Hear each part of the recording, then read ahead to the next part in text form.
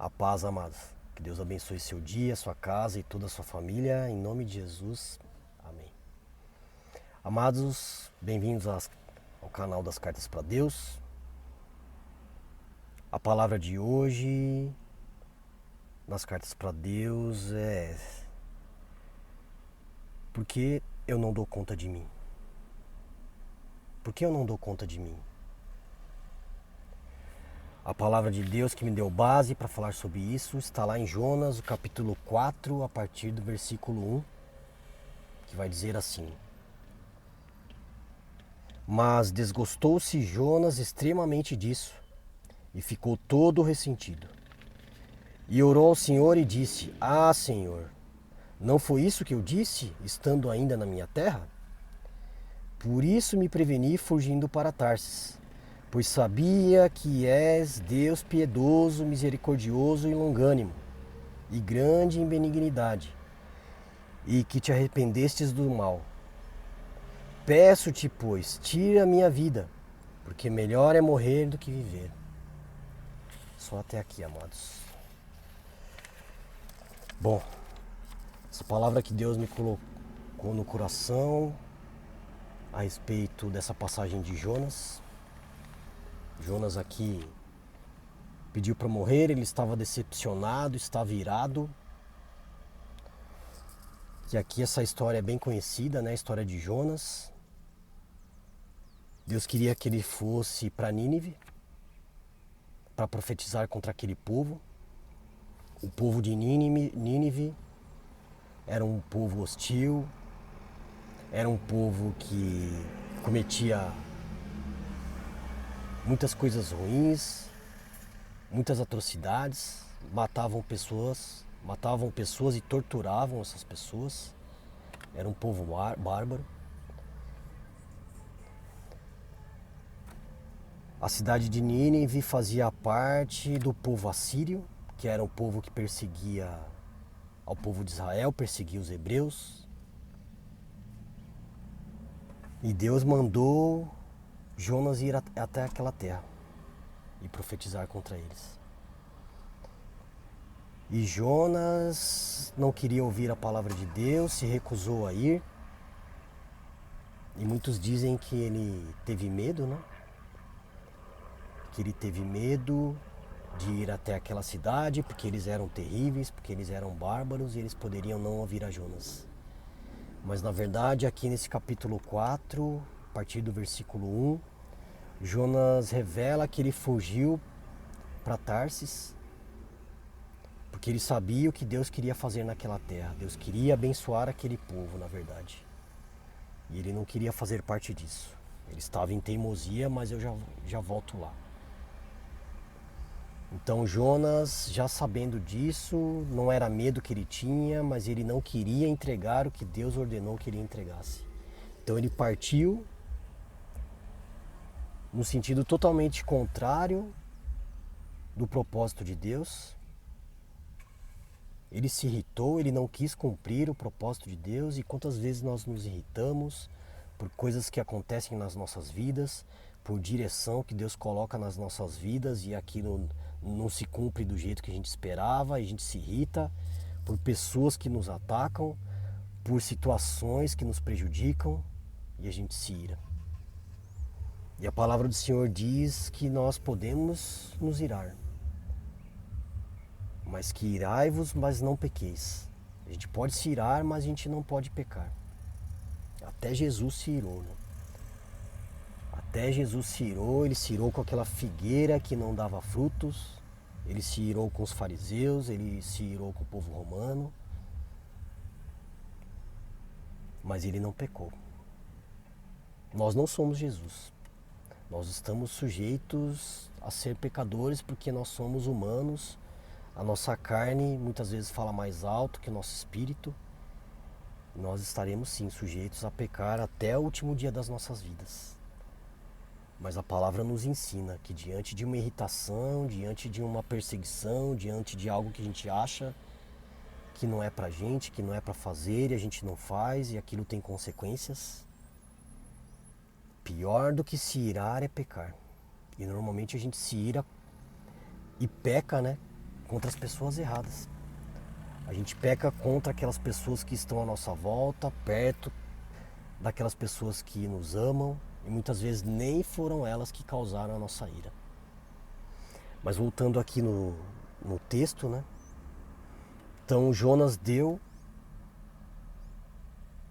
um rumo diferente para a vida dele, foi para um lado oposto que Deus tinha orientado, mas a gente não consegue. A gente pode até não cumprir o que Deus quer para nossas vidas, mas isso vai ter um preço. Então a história diz que Jonas comprou uma passagem e foi numa embarcação no sentido contrário do propósito de Deus, e que o mar se enfureceu. E que algo terrível estava acontecendo naquela embarcação, e os tripulantes estavam apavorados, e o comandante estava apavorado, e eles jogaram as cargas na água, esvaziaram a embarcação,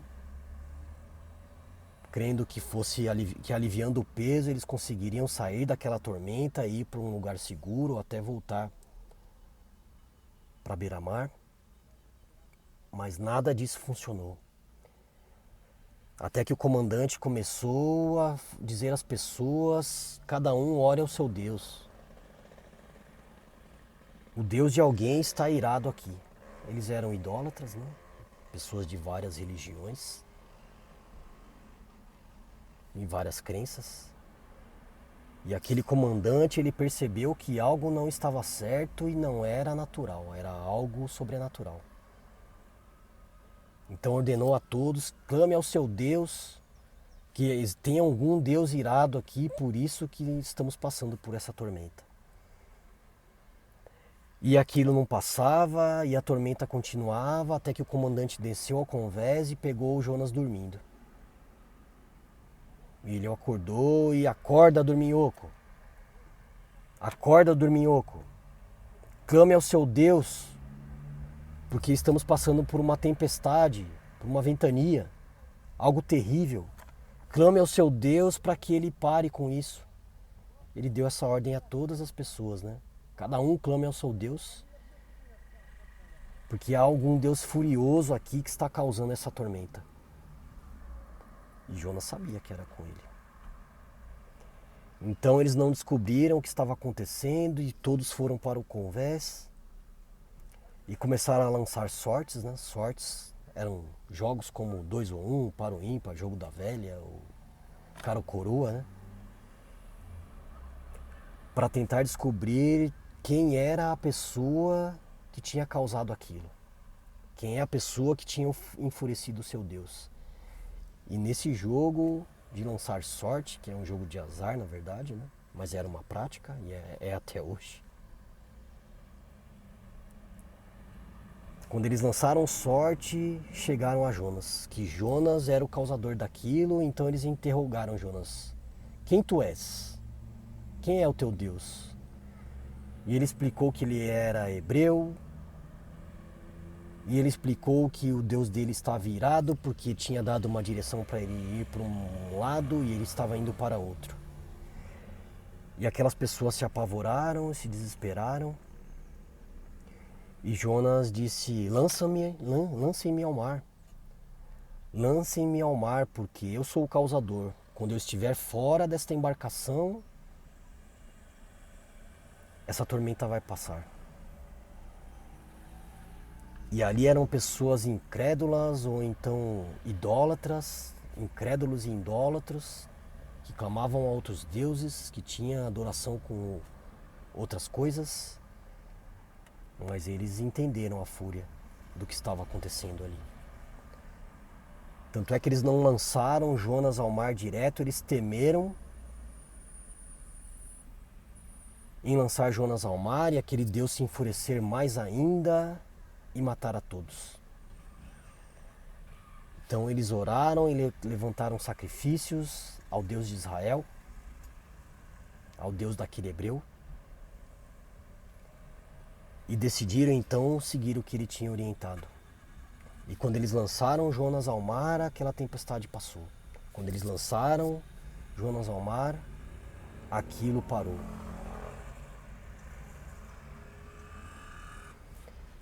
um ímpio, um idólatra incomodando um judeu da descendência de Abraão, liberto do Egito por Moisés,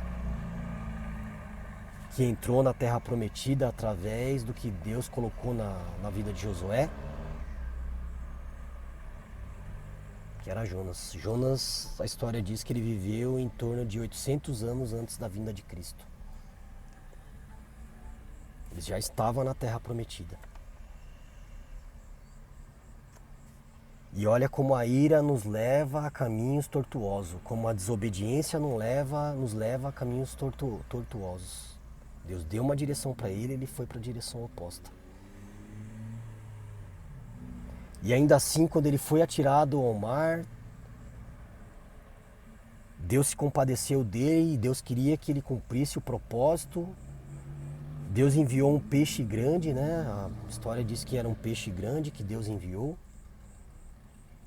Muitos dizem que era uma baleia, que o único peixe que tem espaço para caber uma pessoa inteira viva é uma baleia, onde pode caber em torno de 10 a 15 vezes o tamanho de um ser humano.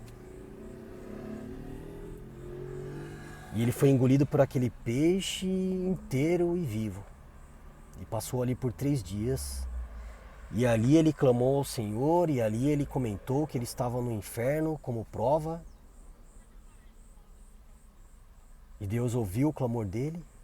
Deus já tinha preparado aquele peixe para engoli-lo com um propósito. Então Jonas, depois de 3 dias, a história diz que aquele peixe grande o vomitou para uma terra seca.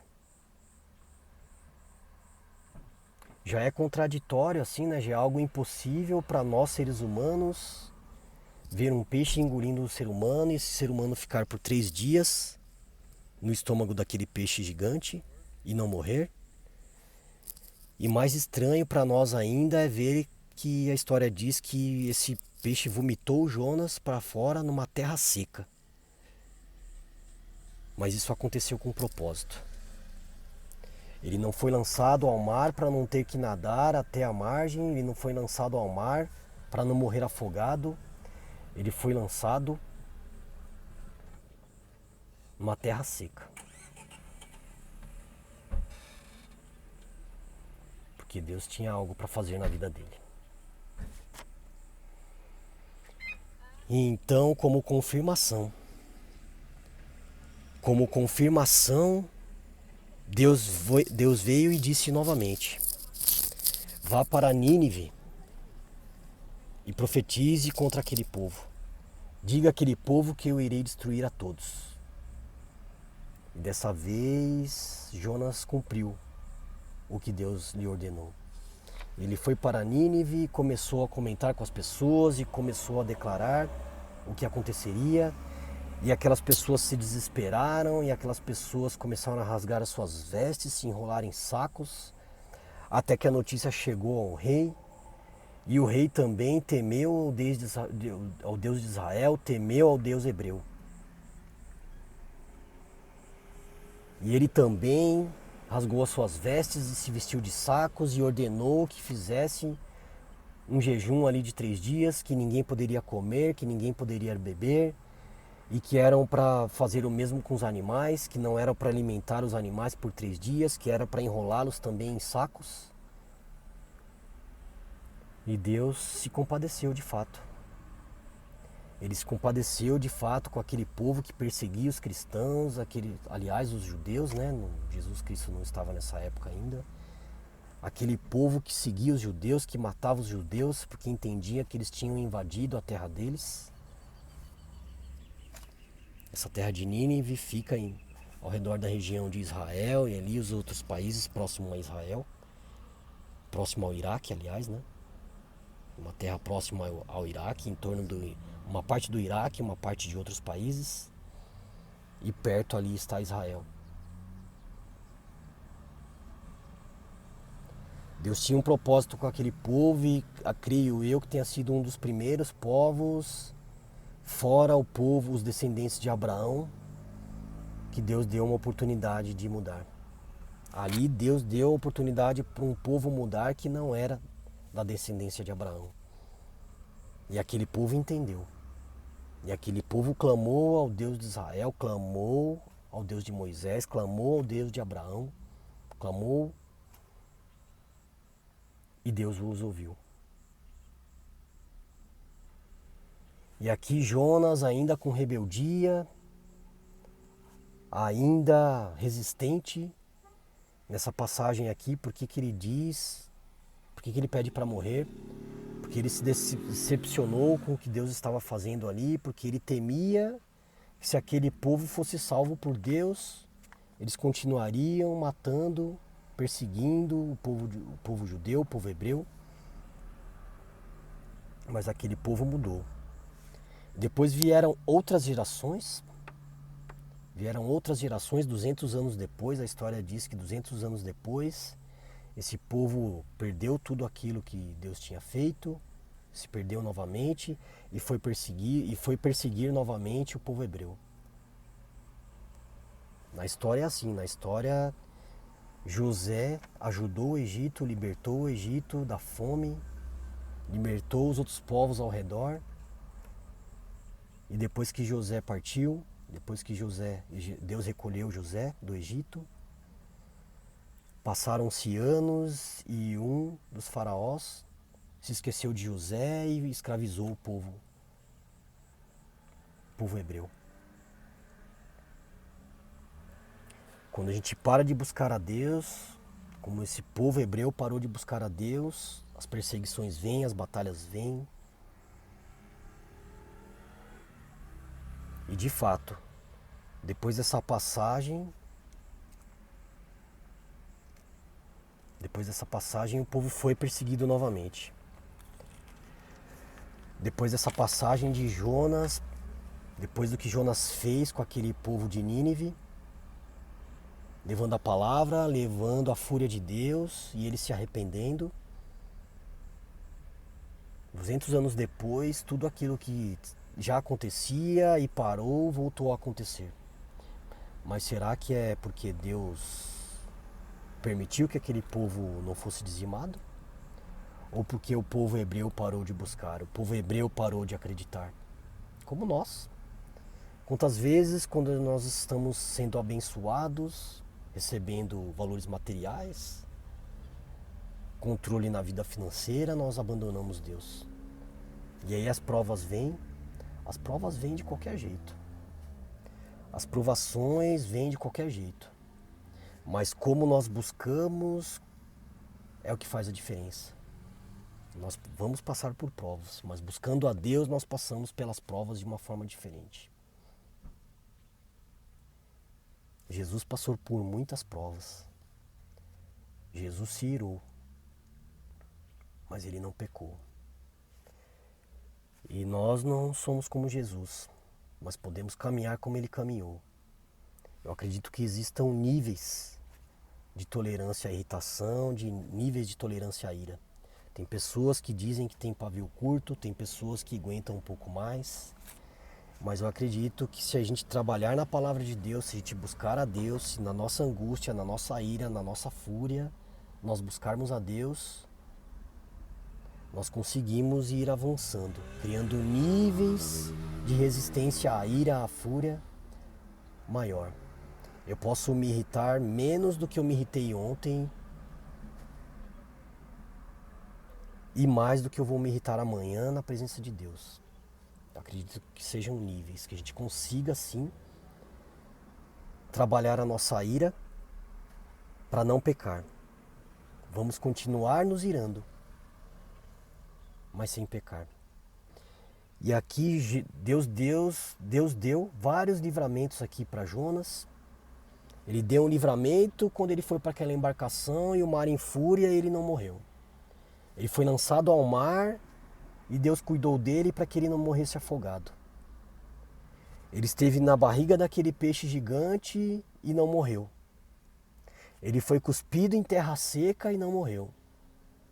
Ele entregou o que Deus pediu para ele entregar e não morreu.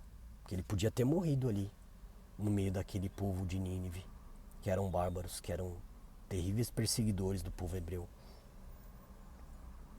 Deus deu vários livramentos para ele, mas ele continuava murmurando, ele continuava reclamando, ele continuava não entendendo o que Deus queria fazer na vida daquele povo e na vida dele.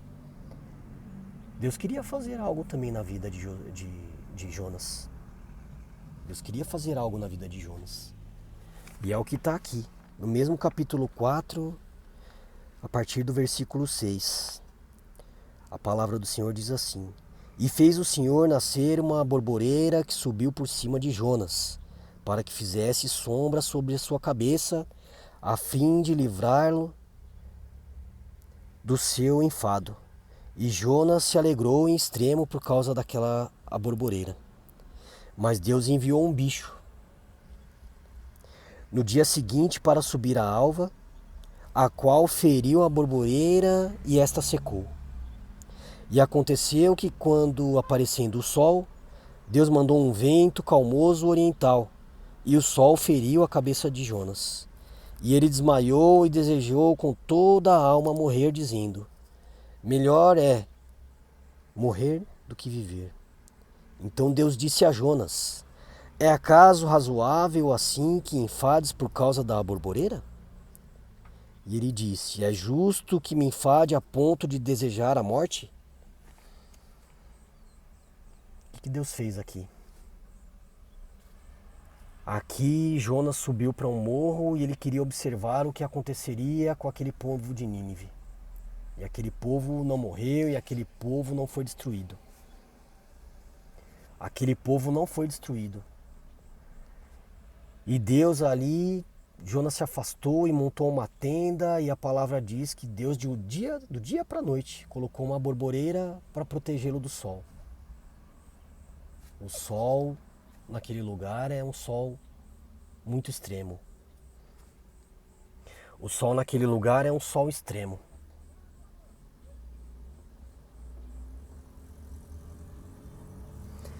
Então Deus colocou essa borboreira de um dia para o outro, do dia para a noite, e do dia para a noite ele colocou um verme para no dia seguinte aquela borboreira secar.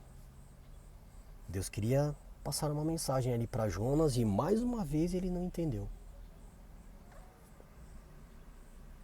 E Deus pela última vez o questionou.